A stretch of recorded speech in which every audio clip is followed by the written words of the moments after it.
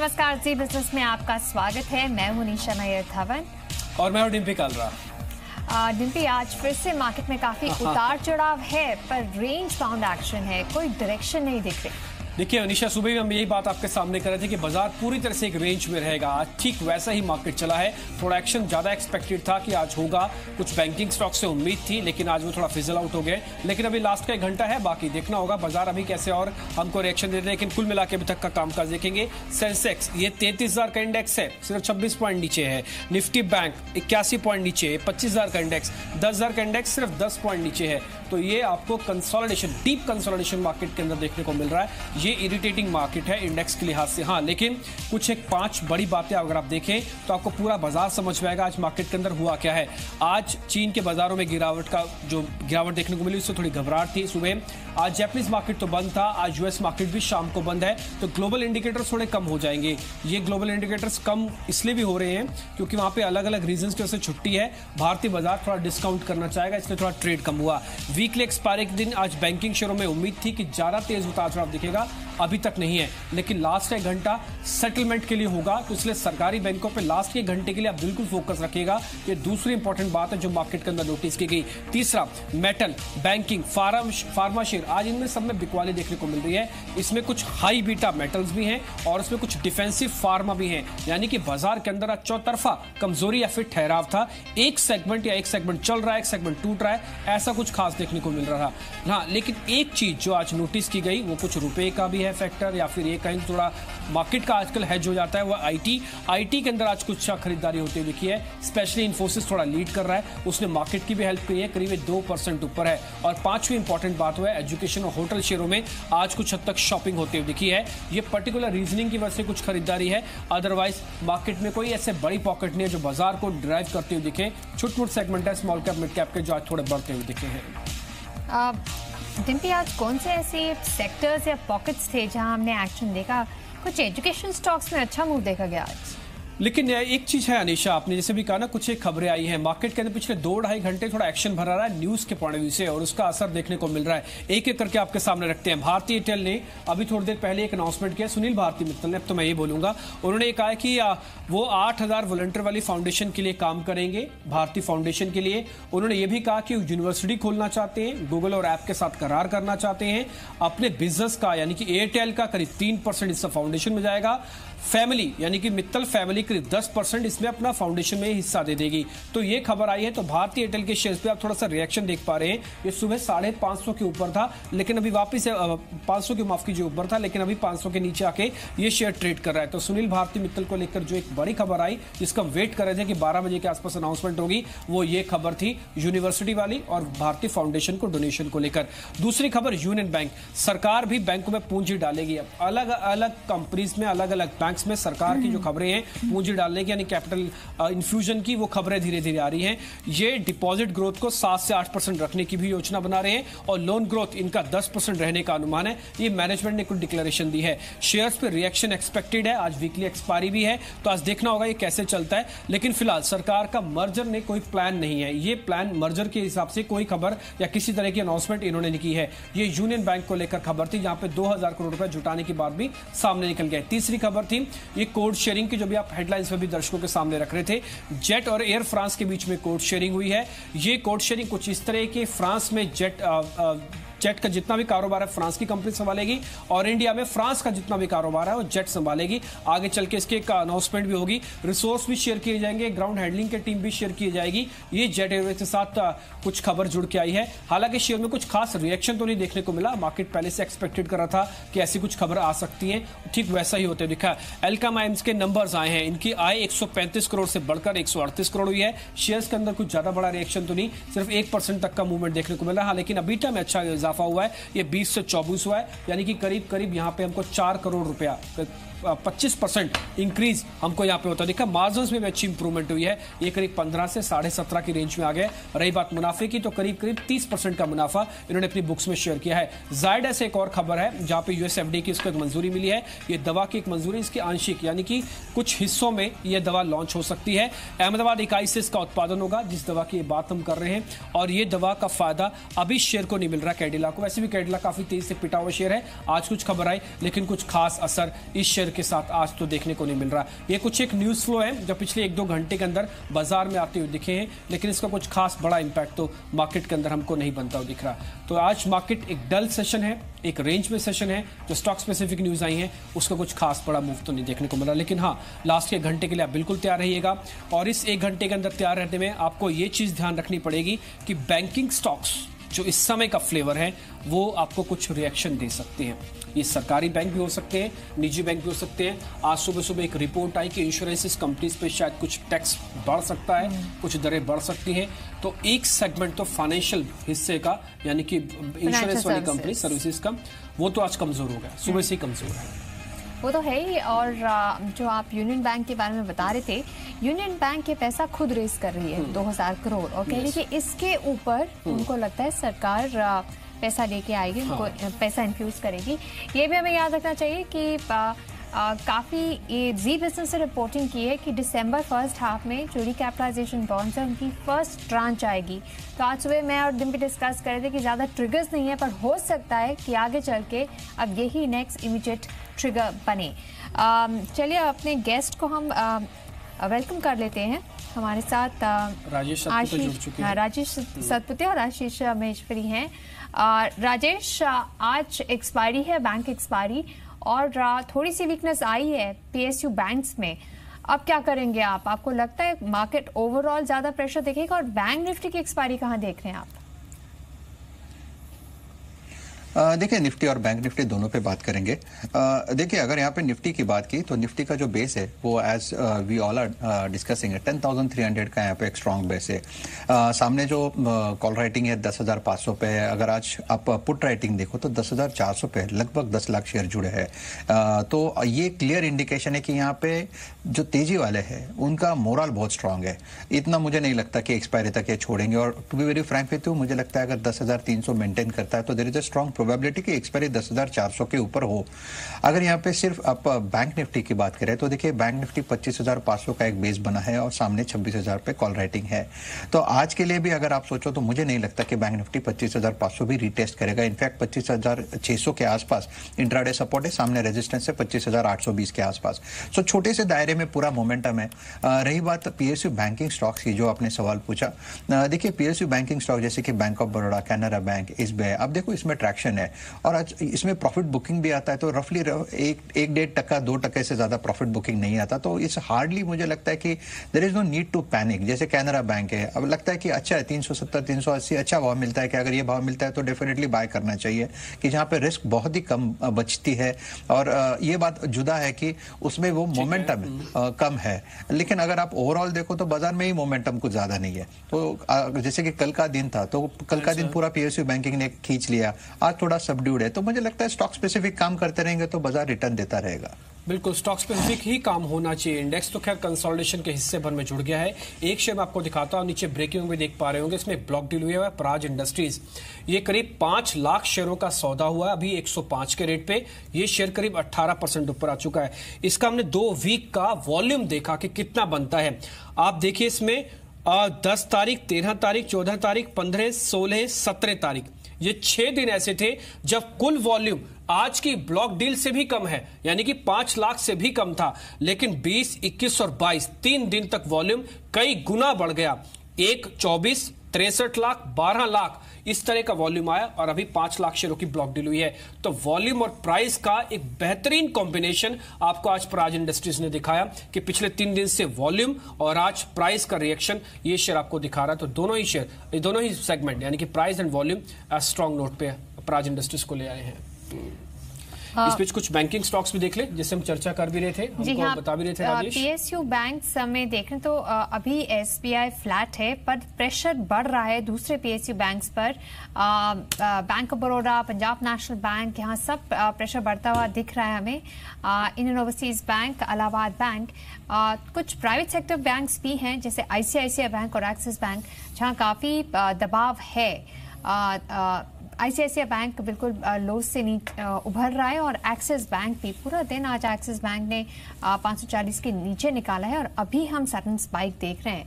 Dimpy, expiry के चलते typically weekly expiry का फैक्ट है। हमने अभी आपके सामने बात रखी भी थी कि आज थोड़ा निराशा हुई है हमको वीकली एक्सपायरी से। हम एंटिसिपेट कर रहे थे कि शायद आज ये एक्शन हमको पहले दिखेगा, लेकिन लास्ट एक घंटे में जब आप सौदों को कमांड नहीं देते तो ऑटोमेटिकली एल्गो ट्रेड से सौदे सेटल होने के लिए आते हैं और काफी हद तक इंस्टीट्यूशनल जो वीकली बेसिस पर एक्टिवली काम करते हैं, स्पेशली बैंक निफ्टी के अंदर आप देख रहे हैं उसके जो कंपोनेंट है उनके अंदर भी मूवमेंट है और बैंक निफ्टी के अंदर भी मूवमेंट है। मैं आपको कुछ एक और शेयर भी दिखाता हूं, जैसे विजया बैंक आपने देखा होगा, एक्सिस बैंक के अंदर एक मोमेंटम है। आप कुछ और शेयर्स भी देखें जहां पे एक अच्छा स्ट्रांग मूव देखने को मिल रहा है बैंकिंग स्टॉक्स में से।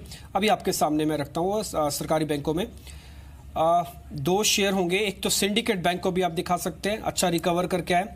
आईडीबीआई ये अच्छा रिकवर करके आया।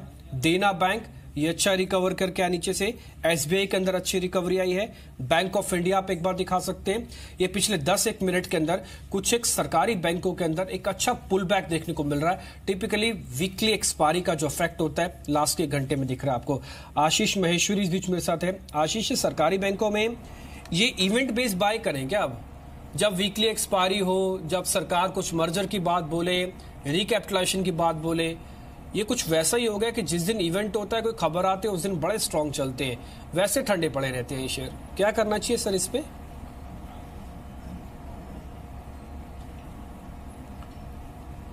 बिल्कुल, मैं आपकी बात से सहमत हूँ कि काफी इवेंट बेस्ड ट्रेडिंग ही रह गई है पीएसयू बैंकिंग स्टॉक्स पे। और पिछले एक सप्ताह में यदि देखें तो बैंक निफ्टी ने जरूर अच्छा रिटर्न दिया, ऑलमोस्ट 2.2% का रिटर्न बैंक निफ्टी ने दिया है, बट उसके कंपैरिजन में जो इंडिविजुअल बैंकिंग स्टॉक्स हैं वो अंडर परफॉर्म करते रहे हैं। तो कभी पीएसयू, कभी प्राइवेट सेक्टर बैंकिंग स्टॉक चले। आज भी यदि आप देखें तो इसके कंपोनेंट देखें तो सिर्फ एसबीआई ग्रीन में, उसके अलावा कोई भी पीएसयू बैंकिंग स्टॉक अभी तक ग्रीन में नहीं आ पाया है। तो मेरा मानना है कि यहाँ पे अभी भी होल हार्टेडली बेट्स नहीं लिए जा रहे हैं पीएसयू बैंकिंग स्टॉक की तरफ, और जो ज्यादा मोमेंटम है वो पीएसयू जो बैंक निफ्टी है उस पर ही कॉन्सेंट्रेटेड है। तो मेरा सलाह रहेगा कि बैंक निफ्टी में ही ट्रेड करना चाहिए। ठीक है। अगर देखा जाए तो आज आईटी शेयर्स में एक्शन है। Heavyweights, Infosys, Tech Mahindra, HCL Tech, ये आज निफ्टी को सपोर्ट दे रहे हैं और गेनर्स की लिस्ट में है। अभी एक प्रेस रिलीज भी आया टीसीएस की तरफ से। उन्होंने फिलीपींस की एक एंटरप्राइज कंपनी ने टीसीएस के सॉल्यूशंस को इम्प्लीमेंट किया है, तो टीसीएस भी अभी डे हाई पर ही ट्रेड कर रहा है। आपको लगता है राजेश कि अब थोड़े डिफेंसिव बेट्स लेने चाहिए? फार्मा तो नहीं काम कर रहा है, कंसिस्टेंटली काम नहीं करता, कुछ दिन काम करता है, कुछ दिन नहीं करता। क्या आईटी एक सेफ हेवन बनेगा? वहां आप क्या पिक करेंगे? देखिए, आईटी में जो आपने इन्फोसिस की बात की, एट करंट प्राइस मुझे लगता है अगर यहाँ पे बाय करना है तो 990 का स्टॉप लॉस लगा के 1010 का टारगेट बनेगा। एचसीएल टेक में भी ट्रैक्शन अच्छा है, लोअर लेवल से रिकवरी है। अगर यहाँ पे आप प्योरली टेक्निकली सोचो तो 840 के आसपास इसका बेस फॉर्मेशन है। अपसाइड में अगर यहाँ पे देखो तो मुझे लगता है कल के लिए इसका टारगेट 865 से लेके 870 तक का होना चाहिए। 850 का एक स्ट्रिक्ट स्टॉप लॉस यहाँ पे मेंटेन करना है। देखिए, आप जो आईटी की बात किए तो उसमें जो आप मिड कैप आईटी है उसमें एनआईटी टेक मुझे अच्छा लगता है। In particular NIT tech is on the verge of breakout. मुझे लगता है कि एनआईटी का जो मेन लेवल था दैट इज 652 से लेके 654, इसके आसपास अगर इसमें बाइंग होता है तो definitely one can go long. 640 का एक छोटा स्टॉप लॉस यहाँ पे मेंटेन करें। मुझे लगता है इसका एक्सपायरी का टारगेट 685 का रहेगा। एनआईटी टेक का ब्रेकआउट जो है we are on the verge of it. तो मुझे लगता है कि यहाँ पे स्ट्रिक्ट स्टॉप लॉस के साथ काम करें तो डेफिनेटली बहुत अच्छा रिस्क टू रिवॉर्ड बनता है। ठीक है, एनआईटी टेक एक बार ध्यान रखें, ये शेयर आईटी के अंदर ज्यादा चला हुआ नहीं है, एक ब्रेकआउट का कैंडिडेट है। अगर आप कुछ आईटी में कुछ ढूंढ रहे हैं तो स्वाभाविक सी बात है आपको एनआईटी टेक आपकी लिस्ट में सबसे ऊपर होना चाहिए, क्योंकि पैटर्न काफी अच्छा है। ये टेक्निकल एनालिस्ट जो भी आपके सामने शेयर रखते हैं ये अपने रिसर्च के बेसिस पर कुछ बेहतर ब्रेकआउट वाले शेयर्स आपके सामने उतार के लाते हैं। मैं कुछ एक शेयर्स आपको और दिखाता हूं। एक बार आप ऑप्टो सर्किट्स को दिखाएं। ये शेयर इस समय दिन के उच्चतम स्तरों पे आ चुका है। ऑप्टो सर्किट्स 13% ऊपर है। ये मेडिकल डिवाइसेस बनाने वाली कंपनी है। पिछले 1 महीने में, पिछले 3 महीने में, पिछले 6 महीने में ये शेयर यहीं का यहीं है, लेकिन इस तरह का सडन मूव दिखाता है। ट्रेडर्स कुछ आते हैं। साथ कोई खबर भी है, अभी रिलीज उन्होंने दिया है डिम्पी कि इन्होंने एक प्रेफरेंशियल इशू किया है नॉन प्रोमोटर्स को। उसके बाद हम देख रहे हैं कि एक स्पाइक आ रही है, पर जैसे आप कह रहे थे ये स्टॉक थोड़ा सा वॉलेटाइल है। न्यूज़ रिलेटेड ये हम स्पाइक्स देखते हैं इसमें, पर रिलीज तो आया है कि उन्होंने एक प्रेफरेंशियल इशू किया है। ठीक है, इसके अलावा मैं एक और शेयर भी दिखाता हूं, HOEC। ये शेयर भी एक बार आप देख लीजिए, ये भी ऑलमोस्ट डे हाई पे ही इस समय कामकाज कर रहा है। ऑप्टा सर्किट और HOEC, इसके अंदर ज्यादा कन्विक्शन आप HOEC के अंदर देखेगा। ऑप्टा जैसे मैंने कहा पिछले 6 महीने में 10 रुपए ही खड़ा हुआ है, सडन स्पाइक दिखाता है, कुछ हद तक चीजें फंस जाती है। लेकिन आज एक और कंपनी जिसके नंबर्स आए, नंबर्स आने के बाद शेयर काफी तेज हो गया, वो था SIS सिक्योरिटीज। आज कोटक ने भी इसको कवरेज लिस्ट में डाला है और 950 का टारगेट दिया। 950 का टारगेट तो बेहद पीछे छूट गया, 1000 के आंकड़े को भी पार कर चुका है। नतीजों के बाद SIS के शेयर में करीब 14% तक की तेजी आती हुई दिखी है। अब मेरे साथ कंपनी के मैनेजमेंट ऋतुराज केसिना जुड़ चुके हैं, जो कि ग्रुप CEO हैं SIS ग्रुप के। ऋतु, शुक्रिया पहले तो समय देने के लिए। एंड अच्छे नंबर्स आए सर।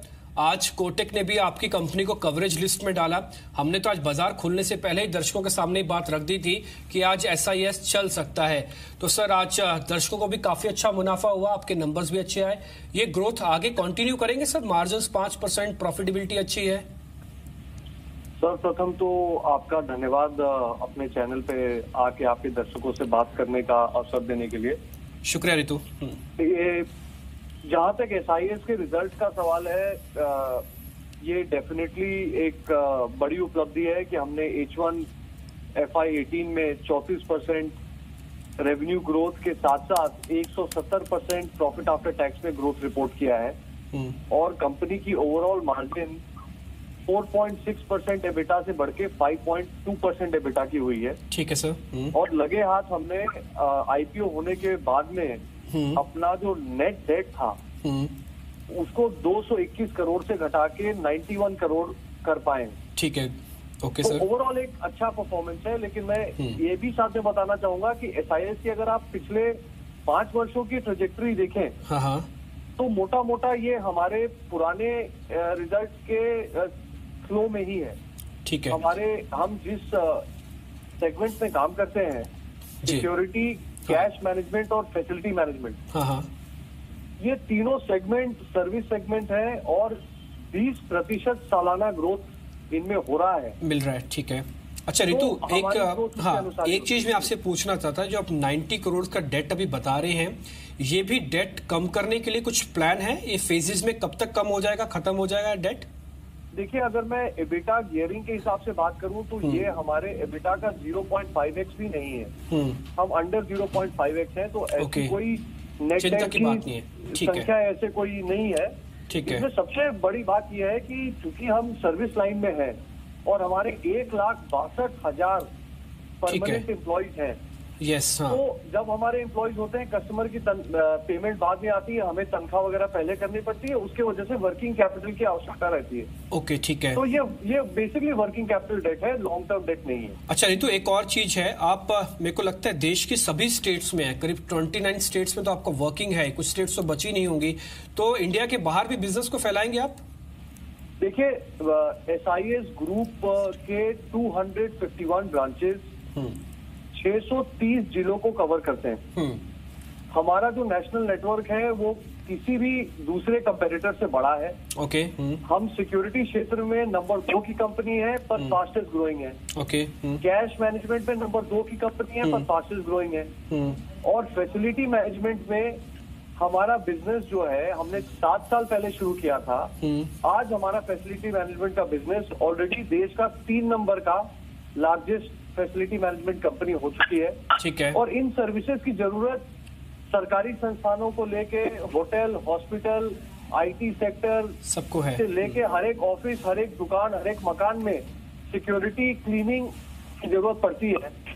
तो हमारे जो सेक्टर की अपॉर्चुनिटी है उसी गति से फैल रही है और हम उसको कवर करने के लिए देश भर में अपना नेटवर्क फैला रहे हैं। ठीक है ऋतु, शुक्रिया आपका और हमारी शुभकामनाएं भी आपको इस अच्छी ग्रोथ के लिए, अच्छे नंबर्स के लिए। और आज तो खैर आप कवरेज लिस्ट में भी आए और शेयर ने अच्छा रिएक्शन भी दिखाया, आज करीब 15% ऊपर। जी बिजनेस ने बाजार खुलने से पहले ये आपके सामने रखा था और अब मैनेजमेंट ने भी पुष्टि की है कि वो आगे ग्रोथ के साथ और तेजी से साथ काम करेंगे, डेट को भी कम करेंगे। डेट वैसे भी कोई खास चिंता वाली बात है ही नहीं। शुक्रिया ऋतुराज, आज कार्यक्रम में जुड़ के कंपनी की विस्तार योजनाओं के बारे में हमसे बातचीत करने के लिए। 2 खास मेहमान मेरे साथ और जुड़ चुके हैं। शर्मिला जोशी हैं और साथ ही नीलेश शेट्टी भी इस बीच मेरे साथ जुड़े हैं। आशीष और राजेश से तो हम बात कर ही रहे हैं और समझ रहे हैं इस समय बाजार की दिशा और दशा इस समय क्या रह सकती है। शर्मिला, शुक्रिया पहले तो समय देने के लिए। मार्केट ना एक ऐसे कंसोलिडेशन में चला गया है कि जहां पे इंडेक्स को देख के तो थोड़ा इरिटेशन होता है कि आपको 25-30 पॉइंट का गेन पाना भी बड़ा मुश्किल हो रहा है। ये अच्छी बात है, मैं इसको बुरा नहीं बोलूंगा, क्योंकि ये कंसोलिडेशन मार्केट के लिए अच्छी हेल्दी साइन भी हो सकता है इतना अच्छा रनअप के बाद। ये कि नहीं ऐसे ही चलेगा, हमको ऐसा ही समझना है कि इंडेक्स मैनेज होता रहेगा, स्टॉक्स चलते रहेंगे, पॉकेट्स चलते रहेंगे, ऐसे ही समझे सर मैम? हाँ, मेरे हिसाब से आप यानी I quite agree with you. और एक ही चीज मैं इसमें जोड़ना चाहूंगी, क्योंकि हम जैसे देख रहे थे कि जैसे रिजल्ट्स आना चालू हुए और थोड़ा बहुत ऐसा लग रहा था कि शायद यहाँ से मार्केट करेक्ट हो सकता है, तब बैंक रिकैपिटलाइजेशन की खबर आई, उससे मार्केट काफी चला। एक दो दिन के बाद फिर से हमने देखा कि धीरे धीरे वो गेन्स कम होने लगे। वो रियलिटी आ जाती है कि ठीक है, ये अच्छी खबर है, लेकिन इसको नंबर्स में ट्रांसलेट होने में थोड़ा समय जा सकता है। Just as we were dealing with that, एक मूडीज का अपग्रेड आ गया तो फिर से मार्केट चला। सो आई थिंक कि जिस तरह से सिलसिला चला है अच्छी खबरों का, और ऐसा लग रहा है कि मैक्रो लेवल पे चीजें आगे चलकर इम्प्रूव हो सकती है, मेरे हिसाब से जो करेक्शन आप अब एक्सपेक्ट कर सकते हैं वो शायद अब इतना डीप नहीं रहेगा। तो आई थिंक अगर मार्केट 10,000 या 10,100 तक भी करेक्ट होता है तो you should use it as a buying opportunity. ठीक है, it's a buying opportunity. Market में बड़ा डीप करेक्शन कहीं दिख नहीं रहा, कंसोलिडेशन है, शायद आगे भी चलेगा। तो मार्केट के अंदर बड़े डिप के आप वेट मत कीजिए, जहां भी आपको छोटी सी पॉकेट मिल जाए, एंटर करने का लेवल्स मिल जाए, आप एंटर कर जाएं। वैसे मॉन्सेंटो के अर्निंग्स आ रहे हैं और रिएक्शन भी आ रहा है, ज़्यादा इंस्पायरिंग नहीं लग रहे। रेवेन्यूज घट गए हैं पिछले साल के मुताबिक। अगर आप देखें तो बस 96 करोड़ उनकी रेवेन्यूज हैं। पिछले साल 102 करोड़ थे और प्रॉफिट भी देखा जाए एक्चुअली लॉस है इनका, 6 करोड़ का इस बार लॉस हुआ है। तो मॉन्सेंटो पे हम एक नेगेटिव रिएक्शन देख रहे हैं। स्किपर के भी अर्निंग्स आए हैं, वो भी अर्निंग्स इतने स्ट्रॉन्ग नहीं लग रहे और वहाँ भी हमने थोड़ा सा एक रिएक्शन देखा है। कुछ इंश्योरेंस कंपनीज को भी देख लेते हैं, SBI life, ICICI Pru, HDFC, यहाँ HDFC स्टैंड लाइफ, यहाँ हमने काफ़ी प्रेशर बढ़ते हुए आज देखा है। कुछ खबरें आ रही है, कोटक सिक्योरिटीज़ की रिपोर्ट थी जिस रिपोर्ट में उन्होंने बोला है कि टैक्स इंसिडेंट्स इंश्योरेंस कंपनीज के लिए बढ़ सकता है और आज हम काफ़ी सिग्निफिकेंट सेल ऑफ देख रहे हैं यहाँ। नीलेश, आप देख के बताएंगे जो ये finance related, insurance related companies हैं, चार्ट में ज़्यादा डेटा नहीं होगा पर on the face of it यहाँ आप कोई स्ट्रैटेजी बनाएंगे, कोई इनमें से जो आप खरीदने की सोचेंगे? नहीं, क्योंकि ये सब नई कंपनीज है और ये सब कंपनी जब लिस्ट हुए थे इतने महंगे वैल्यूएशंस पे लिस्ट हुए थे और इनको एक स्कैर्सिटी प्रीमियम में मिला है, क्योंकि सबको पता है इंडिया में लॉन्ग टर्म स्ट्रक्चरल स्टोरी है इंश्योरेंस का, क्योंकि पेनिट्रेशन बहुत लो है।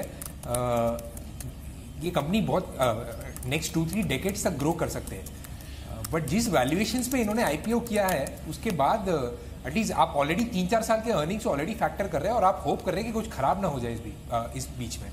तो हमें नहीं लगता ये आइडियल टाइम है इन्वेस्ट करने के लिए इन कंपनीज में। तो इन्वेस्टर को थोड़ा वेट एंड वॉच करना चाहिए और थोड़े IPOs आ जाएंगे इस स्पेस में तो थोड़ा जो स्कैर्सिटी प्रीमियम है वो निकल जाएगा और आप थोड़ा बिजनेस का ज्यादा फ्लेवर मिल जाएगा। तो अगर शायद लेकिन नीलेश आया तो आप ऐड कर सकते हैं, बट अभी तो काफी महंगे ये स्टॉक्स। लेकिन नीलेश, ये तो एक नया सेगमेंट है, अभी सारी कंपनीज लिस्ट हुई है। इससे पहले आज से 2-2.5 साल पहले तो ये कंपनी थी भी नहीं। तो being as an fund manager, आप क्या इन कंपनीज को अभी बाय करेंगे? आप भी वैल्यूएशन के लिए वेट कर रहे हैं? क्योंकि आप तो फंड हैं, आपको तो शायद ज्यादा समय के लिए रखना होगा। हो सकता है रिटेलर उतनी कैपेसिटी ना भी रखता हो, ना ही टाइम के साथ ना ही पैसे के साथ। क्या फंड्स या फिर इंस्टीट्यूशंस भी यहाँ पे बाय करेंगे? अभी वो वैल्यूएशन से सेटिस्फाइड दिखेंगे जैसे आपका ग्रुप? क्या आप सेटिस्फाइड है वैल्यूएशन से? क्योंकि हमारा फंड थोड़ा हटके फंड है, हम वैल्यू स्टाइल फॉलो करते हैं और हमारे लिए वैल्यूएशंस काफी इंपॉर्टेंट है कोई भी सेक्टर में हम या स्टॉक में बाय करें। तो हमें ऐसा कंपल्शन नहीं है कि ये स्टॉक ऐड किया जाए। हम वेट करते हैं काफी। अभी भी आप देखेंगे हमारा फंड में कैश लेवल्स 20% के ऊपर हो चुका है क्योंकि हम बेच रहे हैं, बाय नहीं कर रहे डिस्पाइट फ्लोज। तो हम तो है वेट करेंगे, वैल्यूएशंस एक बार समझ में आ जाए कि हमें लगता है रीजनेबल है वैल्यूएशंस, तभी बाय करेंगे। सबसे अच्छा शेयर वैल्यूएशन के हिसाब से कौन सा है? इसमें से एक सरकारी भी है, गैर सरकारी भी, इंश्योरेंस भी है। कौन जल्दी अच्छी वैल्यूएशन पे आ सकता है? आपको कौन सा शेयर लगता है नीलेश? नहीं, क्वालिटी कंपनी जो है वो गैर सरकारी है, क्योंकि सरकारी कंपनी तो काफी सालों से बिजनेस कर रही है, तो सेट है। जो गैर सरकारी है वो काफी लेट आई थी इंडस्ट्री में, but they are growing very fast. So the quality companies are not private players, but valuation जिस तरह से महंगे हैं शायद आपको वेट करना पड़े। ठीक है, इस बीच इन्फोसिस भी आप देखें, ये क्योंकि आईटी के अंदर आज लीडर है, ये बाजार की भी काफी हेल्प कर रहा है। ये करीब करीब अब 1000 के आसपास आ चुका है। जरा राजेश, आप इस शेयर को देखिए, इन्फोसिस को, ये शायद तीसरी या चौथी अटेम्प्ट होगी जब ये 1000 के आसपास आया। इस बीच मैनेजमेंट चेंज हो गई, बहुत सारे रीशफलिंग हुई, लेकिन ये 1000 के लेवल के ऊपर टिक नहीं पाया। अब अटेम्प्ट ले रहा है, चलेगा क्या 1000 के ऊपर? जरा भरोसा करें इस शेयर पे। डिब्बी इनफैक्ट 1000 लेवल नहीं है, 1000 एंड 1020 पे इसमें ठीक है, 1020। आप देखिए 1000 के ऊपर टेक्निकल ब्रेकआउट लगता है, लेकिन 1020 पे अटकता है, फिर से वहां से घूम जाता है। तो मुझे लगता है कि फिलहाल तो उसी रेंज में है, अपर साइड के रेंज पे। जो पोजिशनल ट्रेडर है, जहाँ पे जिन्होंने थोड़ा सा जहाँ पे 850 860 पे बॉटम फिशिंग किया होगा, उनके लिए एक अपॉर्चुनिटी बनेगा। एक मोमेंटम ट्रेडर के लिए अगर BTST के तौर पर सोचेंगे तो एक 20-30 रुपए का एक प्ले मिलेगा। मुझे लगता है उससे ज्यादा इन्फोसिस को मैं नहीं देखता। ठीक है, बहुत ज़्यादा अपसाइड शायद इन्फोसिस में नहीं है। कुछ ऐसे शेयर हैं जहां आज अच्छी बढ़त है वॉल्यूम्स के साथ। हमने आपको प्राज इंडस्ट्रीज बताया था, BHEL पे भी अच्छा 5% मूव आया है और ये वॉल्यूम्स के साथ है। देखिए अभी भी डबल डिजिट में ही है BHEL, बट 5% ऊपर। फोर्टिस हेल्थकेयर में फिर से उछाल देखा गया है, ये 5% ऊपर है।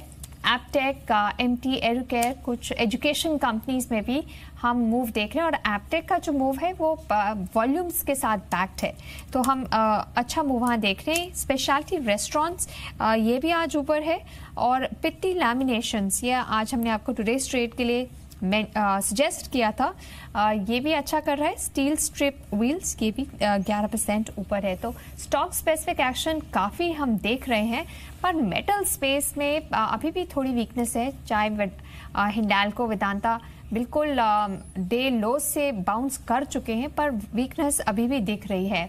शर्मिला, चाइनीज मार्केट्स में जो क्लोज था काफ़ी वीक था, आपको लगता है मेटल शेयर्स को लेके आप कुछ कंसर्न्स हैं कि आपको लगता है कि एक ट्रेंड में राइड करना चाहिए, डिप्स में बाय करना चाहिए?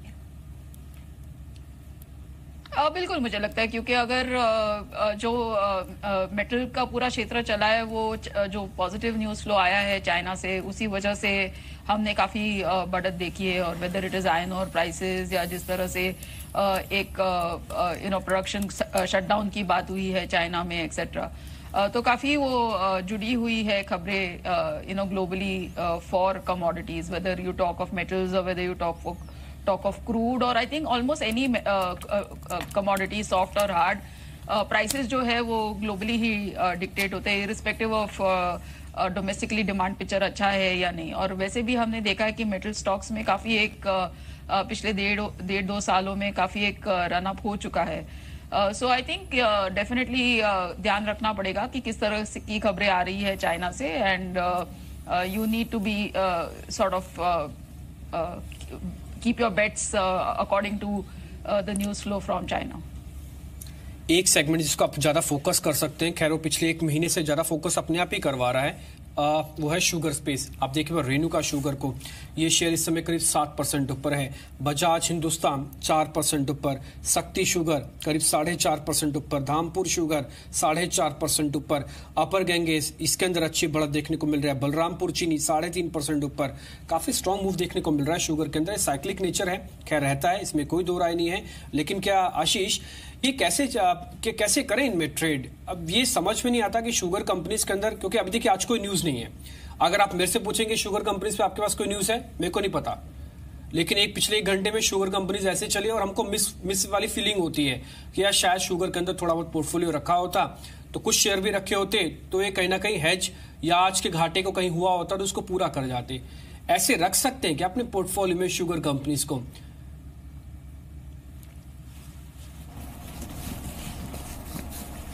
देखिए शुगर, इनफैक्ट आप जिन स्टॉक्स के बारे में बात कर रहे हैं वो सारे स्टॉक ऑलमोस्ट अपने 52 वीक हाई से 8-10% नीचे ही ट्रेड कर रहे हैं, तो ऑलरेडी प्राइस स्टॉक है, और जो भी उनका प्राइस हाइक था पिछले 1 साल का, वो कैप्चर हो चुका है। तो मेरा मानना है थोड़ा अब सेक्टोरल चर्निंग हो रहा है, नए सेक्टर आइडेंटिफाई हो रहे हैं, क्योंकि पिछले 3 महीने से शुगर, टी इन सारे सेक्टर्स ने पार्टिसिपेट ही नहीं किया रैली में, तो अब वो दोबारा से पार्टिसिपेट करने की कोशिश कर रहे हैं। पर ये इन्वेस्टमेंट की बजाय ट्रेडिंग बैट्स रहे तो बेटर रहेगा। मेरा मानना है कि कुछ दिन जरूर अच्छा परफॉर्म कर सकते हैं, बट लॉन्ग टर्म में कोई बहुत बड़ी वेल्थ अब यहाँ से क्रिएट होगी ऐसा मेरा मानना नहीं है। तो ट्रेडिंग के लिए ठीक है। आशीष, अगर हमको ट्रेडिंग करनी है तो कौन सी कंपनीज में ट्रेड करें? कुछ स्पेसिफिक कंपनीज हैं जिसके आप नाम बताना चाहते हैं कि हाँ ये शुगर की कंपनीज इसमें ट्रेड कीजिए?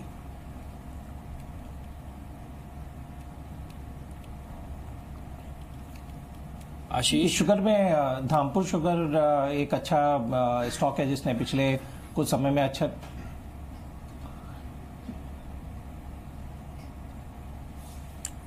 रिटर्न दिया है। इसके अलावा मेरा मानना है बजाज हिंदुस्तान और श्री रेणुका, इन दोनों पे भी बेट किया जा सकता है। ठीक है, बजाज हिंदुस्तान है, रेणुका है, धामपुर है, 3 कंपनीज पर आप ध्यान रखें। आशीष ने कहा है कि इसमें ट्रेडिंग रखें, इसको इन्वेस्टमेंट कॉल नहीं बनाएं और इससे आप थोड़ा सा सावधान रहे। लेकिन ट्रेडिंग कॉल करते समय इस चीज का भी ध्यान रखें, अपने 52 वीक हाई पर है तो स्टॉप लॉस जरूर रखिएगा। ये बिना स्टॉप लॉस रखे लिए जाने वाले शेयर्स नहीं है। ये जिस दिन पलटेंगे तो बिना खबर के ऐसे आ भी सकते हैं नीचे, जैसे भी ऊपर आते हुए दिख रहे हैं। हो सकता है कल कुछ न्यूज आ जाए, शाम को मार्केट के बाद अनाउंसमेंट कुछ गवर्नमेंट की तरफ से आ जाए, बट स्टिल डेट अभी तक कोई अनाउंसमेंट नहीं, लेकिन शेयर्स में 10% का उछाल आ चुका है। डिम्पी, जो ज्वेलरी शेयर्स है उनमें भी हम अच्छा मूव देख रहे हैं। टाइटन तो वैसे ही हमें एक अच्छा मूव दिखा चुका है। पीसी ज्वेलर्स अभी भी ऊपर है। टाइटन में थोड़ी सी प्रॉफिट टेकिंग आ रही है। गीतांजलि जेम्स भी अच्छा कर रहा है। राजेश, ज्वेलरी स्टॉक्स में किसी पे आप बेट लगाएंगे? राजेश, एक्सपोर्ट्स भी जोड़ लेते हैं यहाँ। इवन दो पिछले महीने ज्वेलरी एक्सपोर्ट्स में काफी गिरावट आई थी, कोई ऐसा ज्वेलरी स्टॉक जो आपको लगता है यहाँ से भी अच्छे रिटर्न दे सकता है नियर टर्म? इसके पहले मैं एक शुगर पे जस्ट कमेंट करना चाहूंगा। देखिए, प्राज इंडस्ट्री 20% अपर सर्किट पे है, तो मुझे लगता है कि इसका ये सब एक रिपल्स इफेक्ट पूरा शुगर सेक्टर पे आ रहा है। That is what my observation is. रही बात ज्वेलरी सेक्टर की, तो देखिए मुझे अगर पिक करना है तो मुझे टाइटन ज्यादा बेहतर लगता है कि टाइटन, पीसी ज्वेलर में एक प्रॉब्लम होता है कि गैप अप होने के बाद जनरली वो मोमेंटम विजल आउट हो जाता है, लेकिन टाइटन का वैसा होता नहीं है।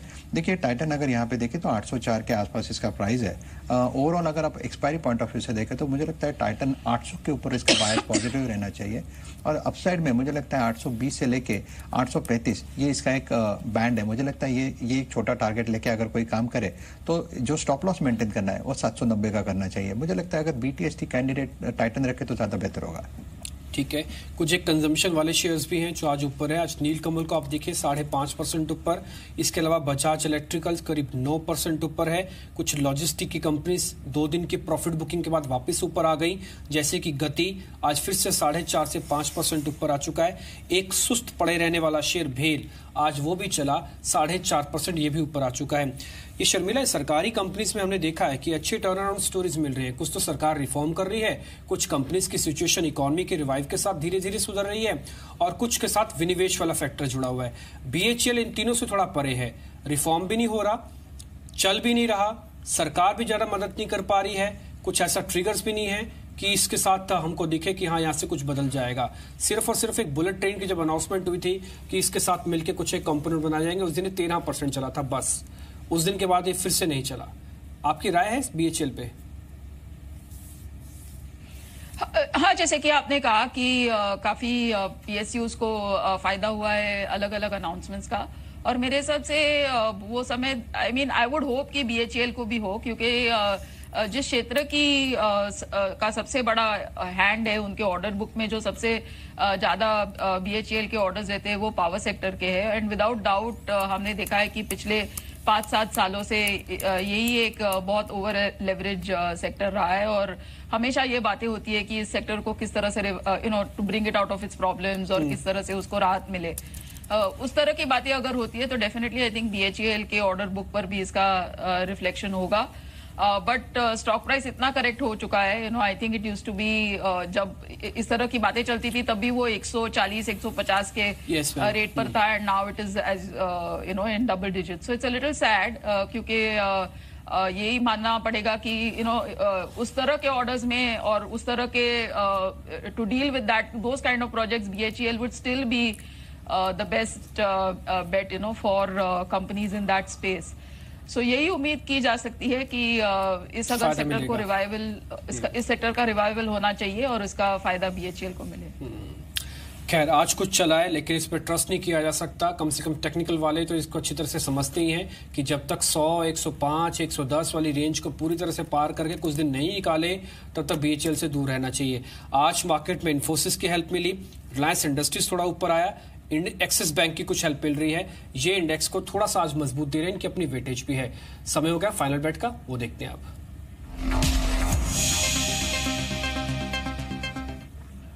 चलिए रजत हमारे साथ है, बात करेंगे फाइनल बेट की। बताइए रजत, क्या आइडेंटिफाई किया है आपने? बिल्कुल, एक स्टॉक है ओरिएंट रिफ्रैक्टरीज, आप इस पे नजर रखें। ये स्टॉक यहां से चल सकता है। देखिए रिकॉर्ड स्तरों के बेहद करीब जो है वो कामकाज कर रहा है। आज इंपॉर्टेंट ये है कि 163, 164 ये एक इंपॉर्टेंट रेजिस्टेंस लेवल था जो कि सितंबर में एक रिवर्सल लेवल था, वहां से प्रॉफिट बुकिंग हुई थी स्टॉक में, उसके ऊपर आके ट्रेड करना शुरू कर दिया है स्टॉक ने।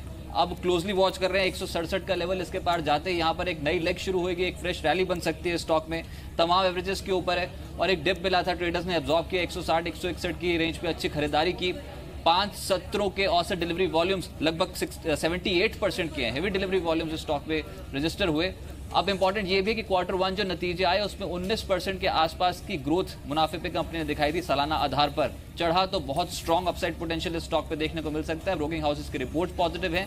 ट्रेड कर रहे हैं आप तो 176, 175 तक के जोन्स के लिए आप अपने ट्रेड्स को कैरी कर सकते हैं। स्टॉप लॉसेस आपको 161 आर्ली चार्ट्स के हिसाब से लगाने। ठीक है, इस शेयर पे आप ध्यान रखें, 176 का टारगेट है, इसमें ध्यान रखा जा सकता है। आप नीलेश शेट्टी मेरे साथ बने हुए हैं, शेट्टी माफ कीजिए। नीलेश, अभी आप कह रहे हैं कि आप थोड़ा नेट सेलर रहे हैं मार्केट में, आपने बड़ा ही सिलेक्टिव बाय किया, फिर नहीं भी किया होगा, आप कैश पे ज्यादा हैं। कोई सेगमेंट आपको वैल्यूएशन से अभी ज्यादा महंगा लग रहा है? क्योंकि अब देखिए फरवरी में बजट आ रहा है, इसकी तैयारी हो रही है। कल ही हमको एक एक्सक्लूसिव जानकारी मिली कि वित्त मंत्री 6 तारीख से बैठकों का दौर शुरू कर देंगे, ट्रेड यूनियन से मिलेंगे, बैंकर से मिलेंगे, इकोनॉमिस्ट से मिलेंगे, और फरवरी में बजट आ रहा है। आज नवंबर के हम सीरीज के एंड पे आके खड़े हुए हैं, तो कुछ ऐसी चीजें जो आपको वैल्यूएशन से महंगी लग रही हो उससे हम थोड़ा एग्जिट कर सकते हैं अभी। तो अगर आप हमारा फंड देखें तो हम ऑयल मार्केटिंग कंपनीज 2014 में काफी ओन करते थे, जब क्रूड $100 के ऊपर होता था, तभी ये कंपनीज काफी डिस्काउंट पे ट्रेड होते थे। बट अभी जो वैल्यूएशन है इन कंपनीज की, ये बेस्ट केस सिनारियो फैक्टर कर रहे हैं, तो हमने एग्जिट मार दिया इन कंपनीज से। हमें ऐसा लगता है कि क्रूड अगर बढ़ेगा तो शायद जो रिफॉर्म जो गवर्नमेंट बोल रही है वो शायद टेस्ट हो जाए फिर से। भारत एक ऐसा देश है जहां पे इन्फ्लेशन हमेशा अंडरलाइंग प्ले होता है।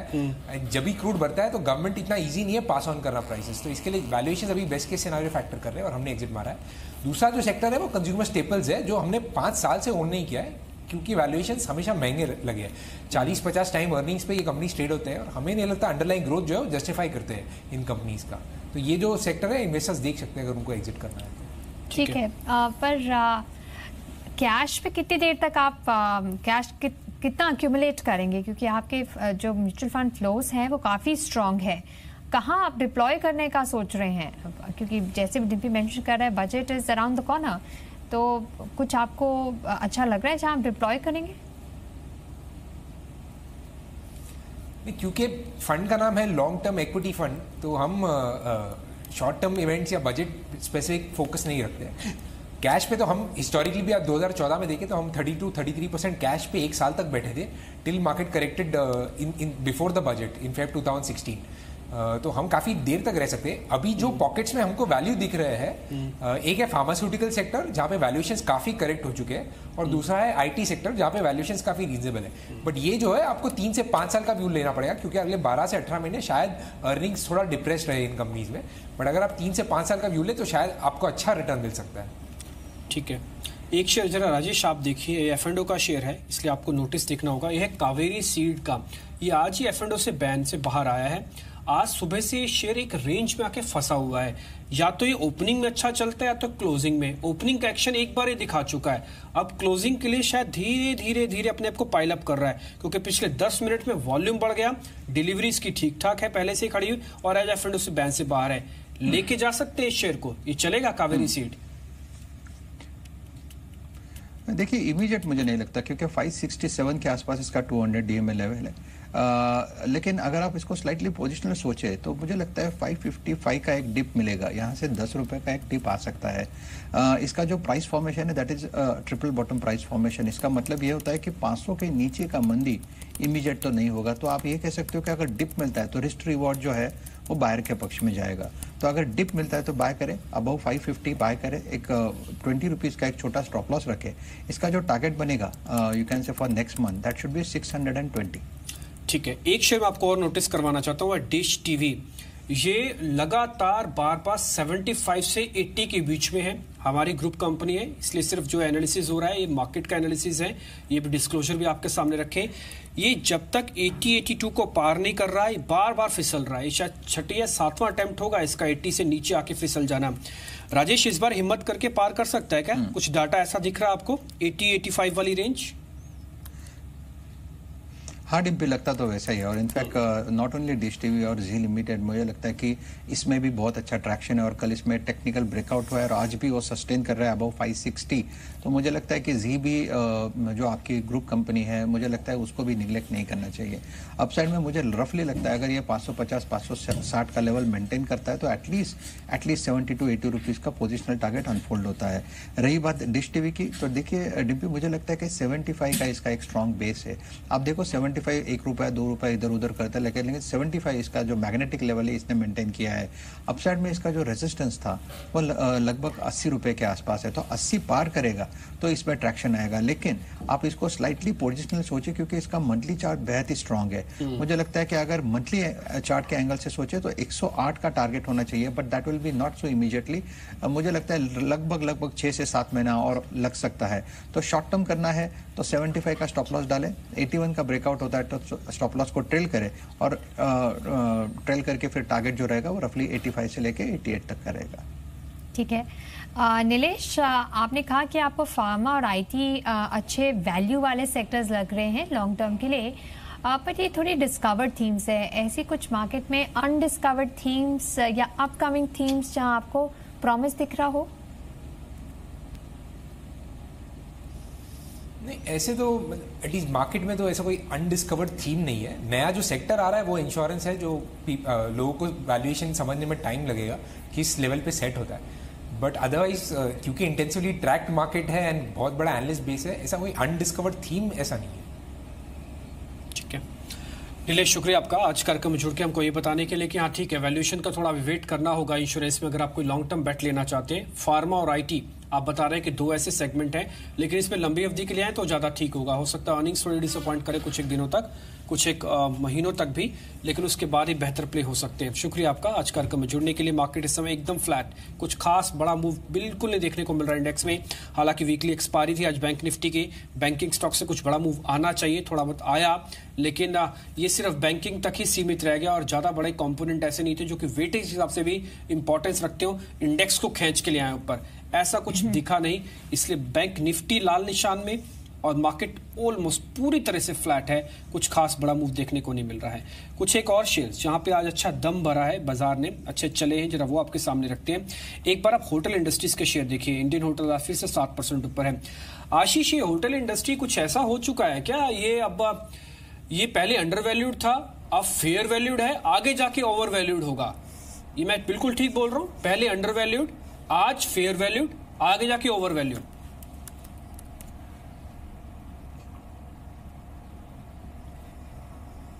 बिल्कुल ठीक कंसेप्ट आपने दिया है डिम्पी कि ये समय के साथ में इसका जो वैल्यूएशन है बिल्कुल चेंज होता रहता है माइंडसेट में। और एक मेरा मानना है इसमें, हमेशा मैंने देखा है कि जो ट्रेडर्स हैं या मिड टर्म इन्वेस्टर्स हैं वो हमेशा ट्रैप हो जाते हैं। आपको ध्यान नहीं होगा, होटल सेक्टर में पिछले 2-3 साल में भी किसी ने कोई बड़ा वेल्थ क्रिएट किया हो या बड़ा पैसा बनाया हो, तो मेरा सलाह तो हमेशा इस सेक्टर को अवॉइड करने की रहेगी। जरूर एक स्टॉक है जैसे डेल्टा कॉर्प है जो प्योर होटल कैटेगरी में नहीं जाके गेमिंग के साथ में भी ऐड होता है, उस स्टॉक ने परफॉर्म किया है, बट ओवरऑल सेक्टर का आउटलुक जो है या जो ट्रेडिंग पॉइंट ऑफ व्यू से या short to medium term return है कभी भी एनकरेजिंग नहीं रहा। तो मेरा तो इस सेक्टर को अवॉइड करने की सलाह है। ठीक है, तो होटल्स एज अ सेक्टर उनको बहुत पसंद नहीं है। शर्मिला, अगर हम देखें तो आज सारे अदानी ग्रुप शेयर्स में काफ़ी सेलिंग आ रही है। Adani ports, Adani enterprises, Adani power. इस वीकेंड ऑस्ट्रेलिया में एक इम्पॉर्टेंट वोट है क्वींसलैंड में, और ये जो अदानी का एक बहुत बड़ा प्रोजेक्ट आ रहा है माइनिंग और रेल लाइन वाला, उसको इट पुट्स इनटू क्वेश्चन कि ये आगे प्रोसीड करेगा या नहीं। आप कैसे अप्रोच करेंगे अदानी शेयर्स को? Very honestly I have avoided the entire group, क्योंकि आई थिंक प्रिसाइसली जिस तरह से आपने कहा कि एक जो कंपनी है उसको लेकर जिस तरह से चिंताएं रहती है, या तो जिस तरह से I would say conflicting news आती है from overseas in terms of किस तरह के राइट्स मिले हैं, नहीं मिले हैं, तो यहाँ पर बैठकर ये तय करना बड़ा मुश्किल रहता है कि what exactly is happening on the ground. और क्योंकि काफी विरोध है वहां पर इस तरह से लोकल लोगों से, ये तो चीज काफी सामने आ रही है। और उसके साथ साथ पावर बिजनेस को एक थोड़ा सा इम्पैक्ट हुआ ही है पिछले 4-5 महीनों में, जिस तरह से एक नेगेटिव न्यूज नेगेटिव खबरों का सिलसिला चला है। So all power companies have been affected to that extent. So very honestly मेरा कभी इस ग्रुप पर एक्सपोजर पॉजिटिव रहा ही नहीं है। ठीक है, शर्मिला की तो यही राय है कि जब इवेंट हो तो इससे फिलहाल कम से कम दूर रहा जाए, जहाँ पे सर्टेनिटी ना हो इवेंट को लेकर, पता नहीं क्या होगा क्या नहीं होगा, और लिटिगेशंस बहुत हैं, और आपका अपना देश नहीं है ये, ऑस्ट्रेलिया में जाकर आप वेंचर लगा रहे हैं, तो वहां के रूल्स एंड रेगुलेशंस पता नहीं कितने फेवर में आपके आ पाएंगे, नहीं आ पाएंगे, बड़ा पैसा इन्वॉल्व है, तो इसलिए अदानी ग्रुप के शेयर से भी फिलहाल थोड़ा दूर रहना चाहिए। मार्केट में है और अच्छी थीम्स हैं, वो सारी थीम्स आपको BTST STBT कॉल्स में मिलती हैं। तान्या मेरे साथ जुड़ चुके हैं, अब उन्हीं से जानते हैं कुछ BTST और STBT कॉल्स। तान्या, आज का रिपोर्ट कार्ड क्या है, ज्यादा BTST है? डिम्पी, आज 5:1 का रेशो है। 5 खरीदारी की कॉल्स आई हैं हमारे पास, वहीं एक बिकवाली की भी कॉल आई है। सबसे पहले आज शुरुआत कर लेते हैं सिमी भौमिक के रिकमेंडेशन से। इन्होंने सबसे पहले खरीदारी की राय दी है और HOEC को चुना है। टारगेट्स यहाँ पे ये बता रही है 139 के, तो वही स्टॉप लॉस आपको मेंटेन करना है 125 का। इसके अलावा इनकी दूसरी आज की जो BTST पिक है वो कंसाई नेरोलेक में आई है। यहाँ पे ऑलरेडी 3.5% तक की तेजी देखी जा रही है। टारगेट्स आप यहाँ पे देख सकते हैं 525 के, तो वही स्टॉप लॉस आपको जरूर मेंटेन करना है 490 का। अगली 2 BTST कॉल्स के लिए हमने बातचीत की आशीष अंदानी से। इनकी जो पहली कॉल है वो BHEL में आई है। 4% की यहाँ पे ऑलरेडी तेजी देखी जा रही है। टारगेट्स आप यहाँ पे देख सकते हैं 98 के, तो वहीं स्टॉप लॉस आपको मेंटेन करना है 87 का। इनकी जो दूसरी पिक है वो यूनियन बैंक में आई है। यहाँ पे ये थोड़े बेरिश नजर आ रहे हैं, बिकवाली की सलाह दे रहे हैं। टारगेट्स यहाँ पे ये बता रहे हैं 158 के, तो वहीं स्टॉप लॉस ये सुझा रहे हैं 170 का। इनकी आखिरी की 2 BTST कॉल्स के लिए हमने बातचीत की अरुण मंत्री से। इनकी जो पहली पिक है वो IT स्पेस से आई है। HCL टेक को चुना है इन्होंने। टारगेट्स आप यहाँ पे देख सकते हैं 870 के लेवल्स के, तो वही स्टॉप लॉस आपको मेंटेन करना है 848 का। इनकी जो आज की आखिरी BTST पिक है वो महिंद्रा एंड महिंद्रा फाइनेंस है। यहाँ पे आप लेवल्स देख सकते हैं 451 के, तो वही स्टॉप लॉस जरूर मेंटेन करिए 430 का। ठीक है, कुछ एक पर्टिकुलर स्टॉक्स है इसमें STBT और BTST दोनों तरह का है। मार्केट के अंदर शायद चर्निंग का और एक और इंडिकेशन हमको समझ में आ रहा है कि शायद आगे चल के मार्केट फिर से कंसोलिडेट करेगा, क्योंकि दोनों तरह के ट्रेड आपको मिल रहे हैं। एक इंडियन बैंक को लेकर अभी खबर आई है कि ये भी QIP के जरिए कुछ रकम जुटाना चाहते हैं। शेयर पे कुछ खास रिएक्शन तो नहीं, लेकिन अपने 200 एक्सपोनेंशियल मूविंग एवरेज के पास या फिर उसके बिल्कुल करीब भी खड़ा हुआ है। अगर आप मंथली चार्ट देखें, राजेश एक बार मेरे को बताएंगे 412 का इंडियन बैंक क्या करना है अभी? देखिए डिम्पी, मुझे लगता है कि यहाँ पे प्रॉफिट टेकिंग करे तो ज्यादा बेहतर होगा, क्योंकि इसकी जो रैली शुरू हुई थी लगभग 280 से लेके 300 के आसपास इसका बेस फॉर्मेशन है। वहां से लेके लगभग 410 का इसका आसपास का इसका प्राइस है। रफली आप सोचो ना 30% का 30-35% का इसका एक मोमेंटम है जो 2 महीने में आया है। कहीं ना कहीं प्रॉफिट टेकिंग आनी चाहिए। मुझे लगता है अगर न्यूज यहाँ पे आउट होती है तो फिजल आउट होने के चांसेस ज्यादा है। अगर यहाँ पे प्रॉफिट टेकिंग करे तो मुझे लगता है 360 तक का एक करेक्शन इसमें ड्यू है, बट अभी तक this is an early indication. यहाँ पे ऐसा कोई सेल सिग्नल नहीं है, तो इसलिए मैं यही कहूंगा कि पार्शियल प्रॉफिट टेकिंग तो करना चाहिए। अगर शॉर्ट करना भी है, प्रॉफिट बुक करना भी, तो स्टॉप लॉस क्या हो? 420 डिम्पी शॉर्ट ना करे, क्योंकि क्या होता है जनरली मोमेंटम में ये बोलना बहुत डिफिकल्ट है। न्यूज है, न्यूज को एनालिसिस कैसे करे, उसके बाद क्या हो, ये डिफिकल्ट है। तो it's better not to short it, but yes profit taking is a different ball game altogether. ठीक है, अच्छा एक और शेयर है, देखिए आप भी देखिए NMDC, ये करीब 1% ऊपर है अभी। ये थोड़ा स्लो मूवर है, लेकिन जब चलेगा तो शायद 5% भी चल सकता है बिना मार्केट के चले। NMDC जरा आप बताएंगे NMDC के अंदर करना क्या राजेश? डिम्पी, मुझे लगता है कि यहाँ पे एनएफडीसी सबड्यूड है, 125 के आसपास, 125 और 124 के आसपास इसका 200 डीएमए लेवल है जो इसने होल्ड रखा है। रफली अपसाइड में 130 से 132 तक का इसका टारगेट आ सकता है। सो 120 से करंट मार्केट प्राइस है, 5 रुपए का इसका मूव आ सकता है।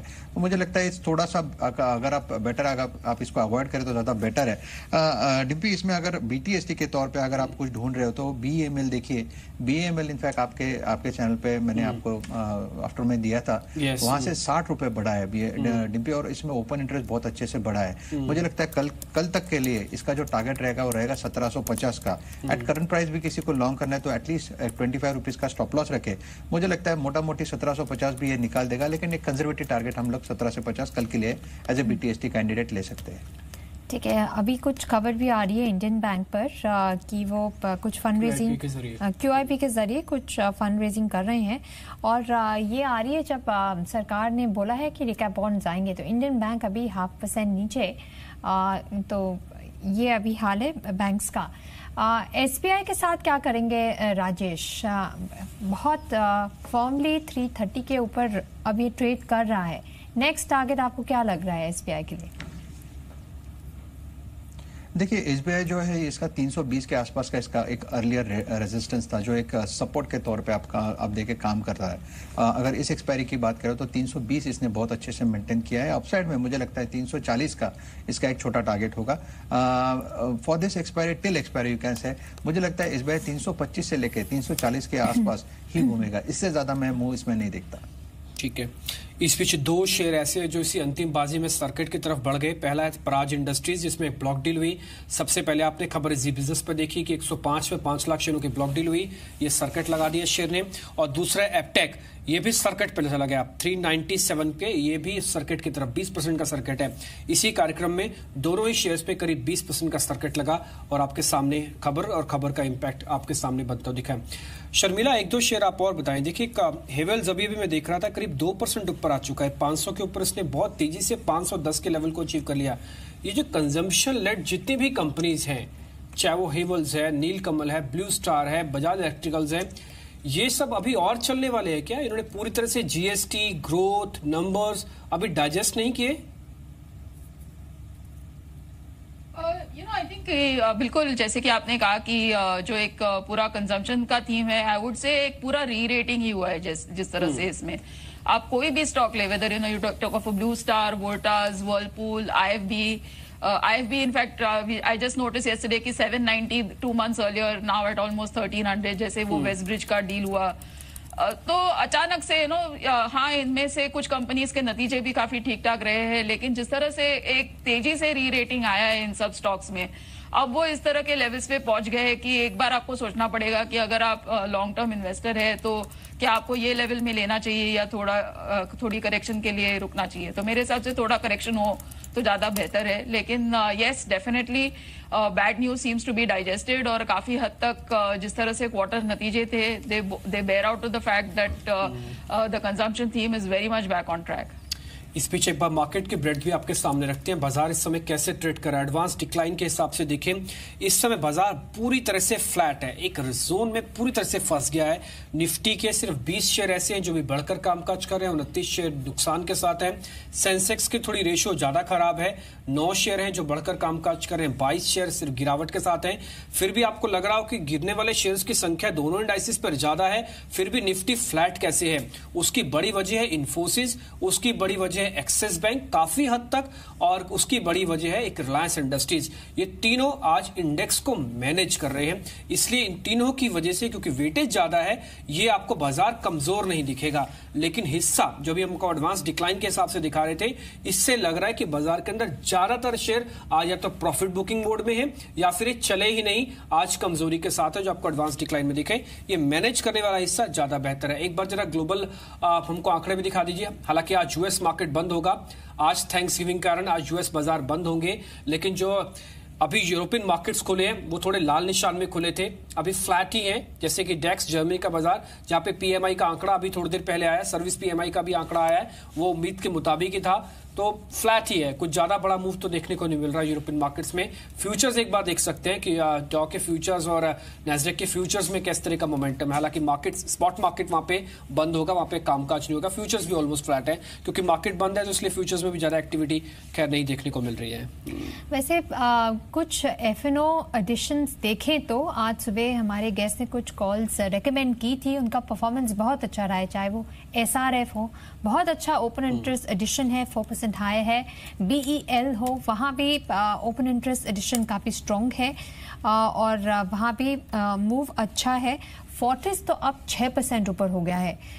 ये रिकमेंडेशन नहीं थी पर इस स्टॉक ने अच्छा किया है। जेट एयरवेज के बारे में डिम्पी ने वैसे ही आपको सारी न्यूज़ डेवलपमेंट्स बता दी है, वहाँ भी ओपन इंटरेस्ट एडिशन अच्छा है, तो अभी थोड़ी प्रॉफिट टेकिंग आ गई है। और ICICI प्रू वीक है पर वहाँ शॉर्ट्स और अक्यूमुलेट हो रहे हैं अगर आप ओपन इंटरेस्ट का डेटा देखते हैं।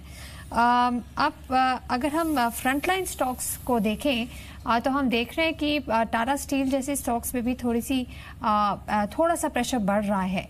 तो राजेश, आप क्या करेंगे टाटा स्टील के साथ? थोड़ा रिकवरी मोड में है, 700 के ऊपर अगर 2-3 दिन और रहेगा तो आपको लगता है फिर से 750 की तरफ जा सकता है Tata steel? There is strong probability.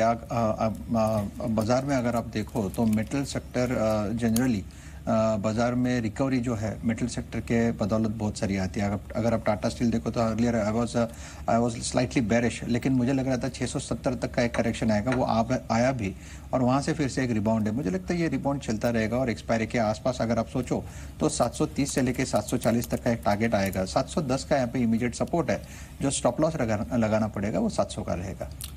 ठीक है आशीष, ये फ्यूचर रिटेल के ग्रुप के शेयर्स में आप क्या कर रहे हैं? इनफैक्ट फ्यूचर ग्रुप में रिटेल है, कंज्यूमर्स है, इस सब के अंदर न्यूज फ्लो काफी पॉजिटिव रहता है और टिपिकली हम ये चीज देखते हुए बाजार बंद होने के बाद इसमें खबरें आती हैं और मार्केट में अच्छा गैप अप भी मिल जाता है। तो इन शेयर्स के साथ कुछ रहे क्या? वैल्यूएशन की चिंता तो नहीं ना आपको?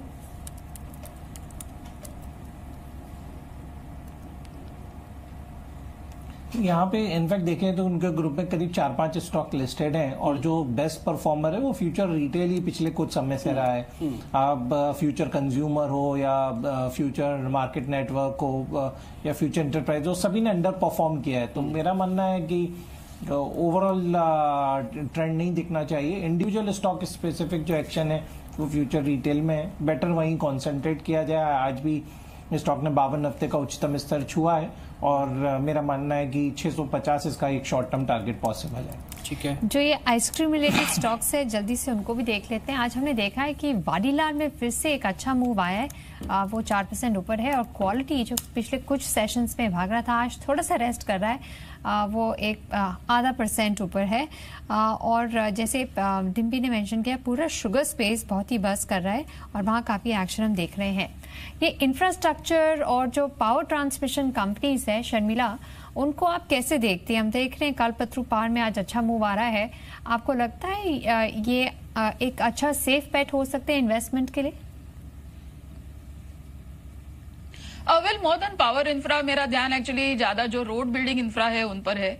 आई थिंक भारतमाला की जिस तरह से रोज खबरें आती है और जब से अनाउंसमेंट हुआ है been quite positive on that as a play, तो एक बास्केट टाइप अप्रोच लिया है और सभी स्टॉक्स लिए हैं क्योंकि ये फिर तय करना मुश्किल रहता है कि किनको किस तरह के प्रोजेक्ट्स मिलेंगे और किस तरह के बिडिंग होगा।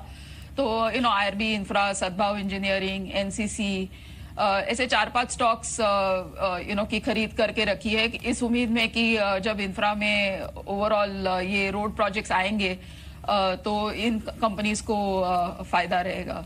तो उस हिसाब से इस तरह से 4 या 5 नाम आइडेंटिफाई करके उनमें बाइंग की है। ठीक है, इस बीच मार्केट्स में अब क्लोजिंग की तरफ हम बढ़ रहे हैं और निफ्टी 10,350 के ऊपर तो किसी तरह से क्लोज करके जा रहा है। सिर्फ 10 पॉइंट का ही गेम है, यानी कि बढ़त है। आज सुबह सुबह हम आपके सामने यही बात साझा भी कर रहे थे कि कंसोलिडेशन होगा, सप्लाई जोन को पार करना ही मार्केट के लिए चैलेंज है, वो नहीं हो रहा है पार मार्केट के लिए। इसलिए कल का दिन और दिया जा सकता है इस पूरे हफ्ते के अंदर। पिछले 5 दिन तो हमने ऐसे निकाल दिए, 4 दिन तो एक सिर्फ कल का दिन और देखना होगा कि मार्केट अपनी सप्लाई जोन को पार कर रहा है या एक्सिस बैंक काफी हद तक चल गया, कुछ फार्मा के बड़े हैवी मूवर्स आगे निकल के आया, उसने बाजार की थोड़ी हेल्प की है।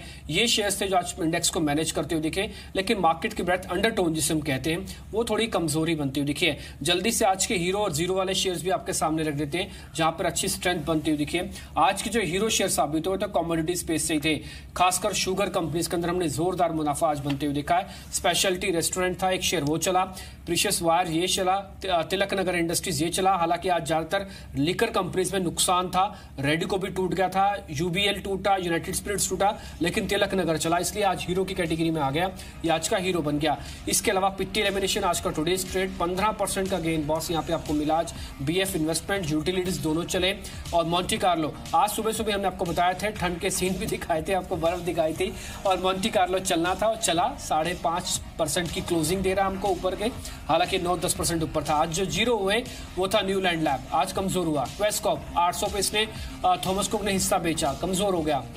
इसके अलावा ग्लोबल वेक्ट्रा आज प्रॉफिट बुक करवा रहा है 6% नीचे। इस साल में बेहतर चलने वाला शेयर था ग्लोबल वेक्ट्रा, लेकिन क्लियर कट प्रॉफिट बुकिंग यहाँ पे होते हुए दिख रही है। कुछ एक सेगमेंट्स जहां पर आज जीरो ही से साबित हुए, उसमें रानी ग्रुप के शेयर्स थे, डिग जैम, ओरेंट एब्रेसिव और रुचि सोया आज प्रॉफिट बुक करवाने में अव्वल रहे। इनमें 6-7% तक की गिरावट आती हुई दिखी है। मार्केट की आज क्लोजिंग हमको मिल रही है और ये बाजार आज एक सुस्त और बिल्कुल ठंडी क्लोजिंग इंडेक्स के लिहाज से लेके जा रहा है। अंडरटर्न थोड़ी कमजोर थी आज, बैंक निफ्टी ज्यादा काम नहीं कर पाया, इसलिए देख पा रहे होंगे कि इंडेक्स किसी तरह से 2-3 शेयरों से मैनेज हो गया, लेकिन निफ्टी जिससे आज पूरा दारोमदार था कि वीकली एक्सपायरी की वजह से कुछ मूव आया, लेकिन वो इतना कमजोर था कि उसने बाजार को हिलाया तक नहीं।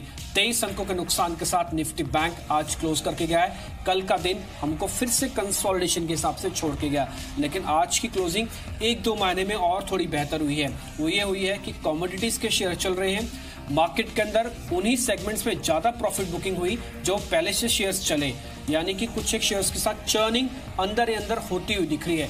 इसी चर्निंग का हिस्सा बनिए सुबह और शाम, दिन रात हमारी कोशिश रहती है कि पर्टिकुलर शेयर्स हम आपके सामने जरूर उतारें जहां से आपको फायदा मिल जाए। राजेश, नंबर्स के बेसिस पर, कन्विक्शन के बेसिस पर आज की क्लोजिंग पे आपका क्लोजिंग कम डिम्पी जैसे लग रहा था वही हो रहा है। मार्केट लोअर लेवल से रिकवरी दे रहा है। 10,300 एक्सपायरी के लिए बहुत इंपॉर्टेंट है, but at the same time जो हम लोग ऑब्जर्व करें 10,380 का पड़ाव जो है वो भी निकालना बहुत ज़रूरी है। लेकिन ओवरऑल मुझे लगता है डिम्पी अगर आप देखो तो सेक्टोरल रोटेशन हो रहा है, चर्निंग हो रहा है, जो वीक हैंड से वो निकल रहा है। एक्सपायरी के सामने मुझे लगता है कि कहीं ना कहीं एक शॉर्ट कवरिंग रैली डेफिनेटली आएगी और 10,380 का लेवल निकाल के 10,400 के ऊपर एक्सपायरी देगी। देखते क्या होता है, लेकिन स्टॉक स्पेसिफिक ज़्यादा करे तो मुझे लगता है कि ज़्यादा पैसा आ रहा है। कि जहाँ पे टेक्निकल ब्रेकआउट्स है उसमें सिर्फ डिम्पी मैंने 3 शेयर्स आपके साथ शेयर करने हैं ऑन द क्लोजिंग नोट, जहाँ पे मुझे लगता है कि ट्रैक्शन अच्छा रहेगा। देखिए आज जो हम लोगों ने शुरू में बात किया वो BEML पे किया, BEML का क्लोजिंग बहुत अच्छा हुआ। अपोलो टायर पे ध्यान दीजिए, मुझे लगता है टायर सेक्टर में C8 के बाद अपोलो टायर का नंबर है, टेक्निकल ब्रेकआउट है, इसका टारगेट रहेगा 270 का। सेकंड कॉल रहेगा NIT टेक का, जहाँ पे 654 का ब्रेकआउट है, 640 का स्टॉप लॉस लगा के 685 का टारगेट है। And last but not the list Mahindra and Mahindra finance. Expiry के एंगल से मैं तीनों काउंटर्स आपके साथ डिस्कस कर रहा हूँ। M&M फाइनेंस मुझे अच्छा लगता है, 430 का एक छोटा स्टॉप लॉस लगाई है, 450 का टारगेट रहेगा बिफोर एक्सपायरी।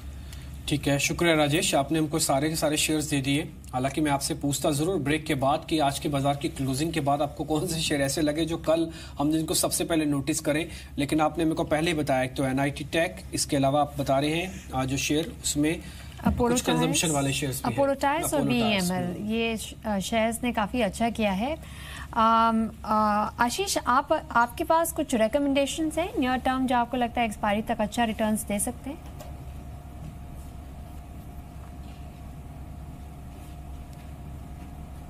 जी, मेरा मानना है कि टाइटन एक अच्छा लगता है कि करेक्शन के बाद में ऑलमोस्ट 827 के बाद 805 तक आ गया, तो दोबारा 825 रुपए के लेवल वहां पे भी देखने को मिल सकते हैं। इसके अलावा जो SRF है जिसने आज एक बड़ा मूवमेंट दिया है काफी समय बाद, मेरा मानना है यहाँ से 50 से 60 रुपए की अपसाइड यहाँ पे भी पॉसिबल है। आज मार्केट की तो बिल्कुल सपाट ही क्लोजिंग हुई है। एक्सपेक्टेड था कि शायद थोड़ा सपाट तो पॉजिटिव हो जाएगा, एक बार अपने सप्लाई जोन तोड़ने की कोशिश करेगा, लेकिन ऐसा हुआ नहीं क्योंकि आज एक मिसाइल फेल हो गई, वो थी बैंक निफ्टी की। आज वीकली एक्सपायरी थी वो तो नहीं हो पाई। लेकिन आज जैसे हम बाजार की तरफ और आगे बढ़ रहे हैं तो क्लोजिंग की तरफ ये आप देख रहे होंगे कि आज हमारे पास वैसे भी संकेत थोड़े कम होंगे, ग्लोबल मार्केट से यूएस मार्केट का संकेत नहीं होगा, लेकिन यूएस में जो मनाया जा रहा है उसको भारत से कनेक्ट करते हैं, यानी कि थैंक्सगिविंग डे। और मेरे साथ रजत जुड़े हैं वो पूरी लिस्ट के साथ जो आपको आज ये सारे के सारे फायदे वाले शेयर्स आपको बताएंगे। रजत बताएं, थैंक्सगिविंग डे। बिल्कुल, थैंक्सगिविंग डे अमेरिका में एक नेशनल हॉलिडे के तौर पे मनाया जाता है और मुद्दा यह है कि कंपनियों की जो बिक्री है वो बहुत बढ़ती है और ऐसे में जो इंडियन कंपनीज हैं जो डिपेंडेंट है यूएस सेल्स से, उनके स्टॉक्स पे नजर रखनी चाहिए। हो सकता है कि इस क्वार्टर में नतीजों पे वो रिफ्लेक्ट हो, सेल्स का इंपैक्ट हो। टेक्सटाइल स्टॉक नाहर स्पिनिंग, इस पे आप जरूर नजर रखें। ये पहला स्टॉक है जिसको मैं बताने जा रहा हूं, एक अच्छी तेजी एंटिसिपेटेड भी है और ये भी बता दूं आपको कि कंपनी का जो 60% से ज्यादा का जो प्रोडक्ट है वो एक्सपोर्ट होता है नाहर स्पिनिंग का। इसके अलावा ये जो प्रोडक्ट पोर्टफोलियो है, ये जो सप्लाई करते हैं ये बड़े ब्रांड्स को करते हैं। एक तो है गैप, एरो, ओल्ड नेवी, ये कुछ ऐसी कंपनियां हैं और ये बड़ी कंपनियां हैं जिनको प्रोडक्ट सप्लाई होता है। प्रमोटर का 60% से ज्यादा हिस्सा है, कोई हिस्सा गिरवी है नहीं। कॉटन काउंटी इनका एक मेन ब्रांड है और साथ साथ मॉन्टी कार्लो इनकी सब्सिडरी कंपनी है।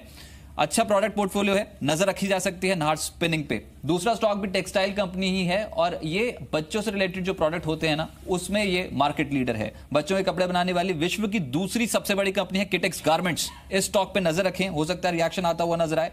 90% से ज्यादा प्रोडक्ट अमेरिका और यूरोप में एक्सपोर्ट करती है कंपनी।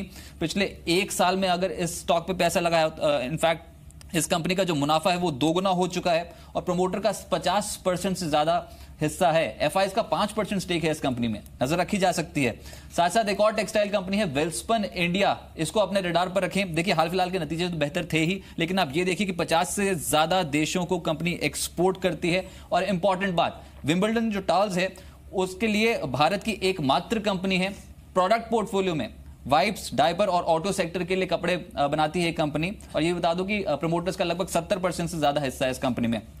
इस स्टॉक पे आप बेट लगा सकते हैं। ज्वेलरी स्टॉक्स फोकस पर रहेंगे, खासतौर से राजेश एक्सपोर्ट्स, क्योंकि एक जो इनका एक्सपोर्ट होता है वो लगभग 60 देशों में होता है। अमेरिका में भी कंपनी का कारोबार है। दुनिया की सबसे बड़ी गोल्ड रिफाइनिंग कंपनी है ये और दुनिया की 35% सोने की जो रिफाइनिंग होती है वो सिर्फ राजेश एक्सपोर्ट्स ही करती है। एक अच्छी फंडामेंटल वाली कंपनी है और थैंक्स गिविंग डे के मौके पर हो सकता है कि इस स्टॉक पे नजर रखी जाए। साथ ही साथ एक स्टॉक है, इंटरेस्टिंग है, चावल काउंटर्स। देखिए अक्सर हम इसको इनको घरेलू ट्रिगर से जोड़कर देखते हैं, लेकिन कोहिनूर फूड्स, ये बता दूं आपको कि 60 से ज्यादा देशों में एक्सपोर्ट करती है और यूएस में भी कंपनी की एक यूनिट है जो ऑपरेशनल है। यूएसएफडी और एफएसए से प्रोडक्ट को मंजूरी मिली है। चावल के अलावा 20 ऐसे प्रोडक्ट्स हैं जो कंपनी एक्सपोर्ट करती है, तो कोहिनूर फूड्स भी एक कंपनी है जिसपे नजर रखी जा सकती है। ठीक है, ये कुछ एक पर्टिकुलर शेयर्स हैं जो थैंक्स गिविंग पे आप अमेरिका से भारत का कनेक्शन देख सकते हैं। भले वहां पे जश्न है लेकिन ये कंपनियां उसी जश्न के अंदर भागीदार हैं, तो आप इन कंपनीज के अंदर निवेश करके कुछ फायदा बना सकते हैं। इनका आने वाला क्वार्टर काफी बेहतर हो सकता है। शर्मिला, ये कोहिनूर फूड के बारे में अगर आप देखें तो ये कंजम्पशन के अंदर भी आती है और साथ ही ना इन्होंने अच्छा एक्सपेंशन किया है। पहले सिर्फ चावल के नाम से कंपनी जानी जाती थी, अब इनके पास 20 प्रोडक्ट आ चुके हैं, यूएस में यूनिट खोल चुके हैं। ठीक है, प्रॉफिट उतना नहीं है बुक्स में जितना होना चाहिए, कंपनी का जितना नाम है उतना प्रॉफिट बुक्स में नहीं है। आपका व्यू क्या है इस पे?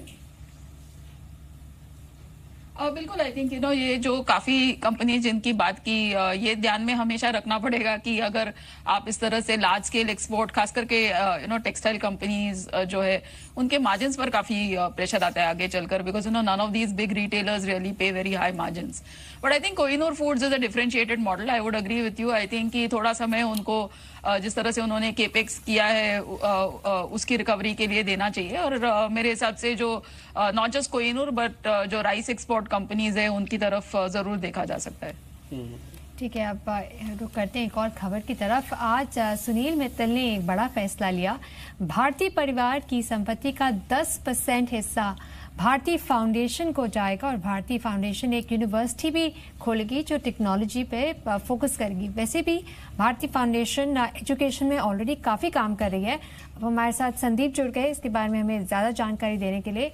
संदीप, ये जो फिलैंथ्रोपिक एक्सरसाइज देखी जा रही है, कुछ ही दिन पहले हमने नंदन नीलकेनी से भी सुना था कि उन्होंने भी काफ़ी कुछ प्लेज किया है फिलैंथ्रोपी के लिए। अब ये एक ट्रेंड बनता जा रहा है। बिल्कुल ये ट्रेंड बनता जा रहा है और आज भी इस संदर्भ में हमने जो खबरें हैं वो आती हुई देखी हैं। इनफैक्ट कॉर्पोरेट्स में अगर आप देखें इसका चलन काफी तेजी से अब बढ़ रहा है। नंदन नीलेकनी की आपने बात करी, इनफैक्ट ये इस लिस्ट में सबसे ऊपर आपको नजर आएंगे। द गिविंग प्लेज नाम से एक ग्रुप है जिसमें ये शामिल हुए हैं और इनफैक्ट आपको बता दें ये और इनकी जो वाइफ हैं दोनों मिलकर इन्होंने अपनी जो आधी संपत्ति है उसे दान करने की योजना बनाई है। 170 करोड़ डॉलर की रकम है जो कि इन्होंने चैरिटी के तौर पे देने की बात करी है। इनफैक्ट आपको बता दें जो ग्रुप है द गिविंग प्लेज, इसमें कई सारे ऐसे करोड़पति दुनिया के जो कि शामिल हुए हैं। दूसरे जो इस लिस्ट में शामिल है दानवीर, उसमें अगर आप देखें तो अजीम प्रेमजी हैं। इन्होंने इनफैक्ट खुद से 2001 में अपना एक अजीम प्रेमजी फाउंडेशन बनाया था। उस समय जब इन्होंने स्थापना करी थी तो 12.5 करोड़ डॉलर के आसपास की रकम इसमें उन्होंने डाली थी। और ये जो द गिविंग प्लेज ग्रुप की मैं बात कर रहा हूँ उसमें जब ये शामिल हुए थे उसमें भी 220 करोड़ डॉलर के आसपास की जो रकम है वो दान के तौर पे इन्होंने दी थी। इसके अलावा बायोकॉन की जो हेड है किरण मजूमदार शॉ, जिसके लिए हम देख रहे हैं कि एक के बाद एक अप्रूवल्स आ रहे हैं, ये भी इस द गिविंग प्लेज ग्रुप में 2016 में शामिल हुई थी। इनफैक्ट अगर आप देखें इनके खुद से बेंगलोर में कैंसर के इलाज के लिए जो अस्पताल है वो भी चलते हैं। कुछ एक ऐसे ग्रामीण अस्पताल भी है जिनका खर्च ये खुद अपने पैसे से उठाती हैं और सस्ती दवाओं के लिए रिसर्च सेंटर भी इन्होंने खोले हैं। तो ये भी इस पूरे ये जो प्रोसेस है सोसाइटी के लिए उस पर पीछे नहीं है। इसके अलावा सोबा ग्रुप के जो फाउंडर्स हैं वो जो दंपति हैं उन्होंने भी कुल मिला के देखा जाए तो करीब 76 करोड़ डॉलर के आसपास की जो चैरिटी है वो करी है। द गिविंग प्लेज ग्रुप में ये भी शामिल हुए थे 2016 में। और इनफैक्ट कई सारे ऐसे ओल्ड एज हाउसेज भी हैं जो कि ये रन करते हैं, इसका खर्चा ये खुद यही दंपति वहन करती हैं। और केरल में 2 गांव भी हैं जिनका पूरा खर्चा ये खुद उठाते हैं। और आज इस लिस्ट में भारती मित्तल जो भारतीय परिवार है वो भी शामिल हुआ है। 10% उन खुद का जो परिवार का पूरा वेल्थ है उसको उन्होंने डोनेट करने की बात करी भारतीय फाउंडेशन। और एक खास तौर पे एजुकेशन के ऊपर फोकस करेंगे जिसमें एक टेक्नोलॉजी यूनिवर्सिटी बनाने की बात की गई है जिसमें करीब 10,000 जो स्टूडेंट्स हैं वो भी पढ़ते हुए दिखेंगे। तो कुल मिला के देखा जाए जो इंडियन कॉर्पोरेट्स हैं उनमें अगर आप देखें तो जो चलन है फिलैंथ्रोपी का या तो फिर दानवीर बनने का वो काफ़ी आगे बढ़ रहा है। और आज इसमें भारती एयरटेल या तो फिर सुनील भारती मित्तल भी शामिल होते हुए दिखे हैं। ठीक है, सूची काफी बड़ी हो रही है। कहते हैं पैसे से मोह सबको होता है, लेकिन एक ऐसी जगह पर आके खड़े हो जाते हैं जब पैसे का मोह ही छूट जाता है। और ये बात हमको आज धीरे धीरे एक और कॉर्पोरेट्स की तरफ से आती हुई दिखी है, वह सुनील भारती मित्तल की तरफ से। एयरटेल 3%, कुल परिवार की संपत्ति का 10% चला जाएगा इस फाउंडेशन पे। शर्मिला, एक कुछ प्रमोटर्स ऐसे हैं जिन्होंने अपने सेगमेंट में अपनी अपनी कंपनीज और अपने अपने इंडस्ट्री को एक आयाम दिया, एक नया नाम दिया, भारत की ख्याति को भी काफी बढ़ाया। अब इस तरह के जब कदम उठाते हैं उससे उनकी थोड़ी और इज्जत बढ़ जाती है। लेकिन ये प्रमोटर्स में या इसी ग्रुप में से जो इनके भी हमने अपने नाम रखे दानवीर कॉर्पोरेट से, इसमें से सबसे अच्छा ग्रुप कौन सा आपको दिख रहा है? ये भारतीय एयरटेल ग्रुप है, ये शोभा डेवलपर वाली कंपनी है, नंदन नीलेकनी जो कि अब इन्फोसिस के साथ जुड़े हैं वो हैं, कौन है? I would think as a group it would be the IT group, whether it is Infosys या कोई और, क्योंकि काफी कैश रिच है ये कंपनीज। और I would say close would be Biocon, क्योंकि वो उनका एक तरह से इट्स एन एक्सटेंशन, अगर वो दवाइयों में है तो it's an extension of their business. तो यू नो उनका थिंकिंग भी उस तरह से हो सकता है कि कैंसर के लिए या इस तरह की बीमारियों के लिए लो कॉस्ट दवाइयाँ बनाए। So that could be a positive, but I think definitely without doubt it would be the IT group as a whole. ठीक है शर्मिला, शुक्रिया आपका आज समय देने के लिए हमको, और साथ ही राजेश आपका भी शुक्रिया आज हमको समय देने के लिए, बताने के लिए अलग अलग स्टॉक्स में क्या किया जाए। और बाजार बंद होने के बाद जो 3 कॉल्स थी ये तो खैर हमारे बेहद काम आने वाली है कल।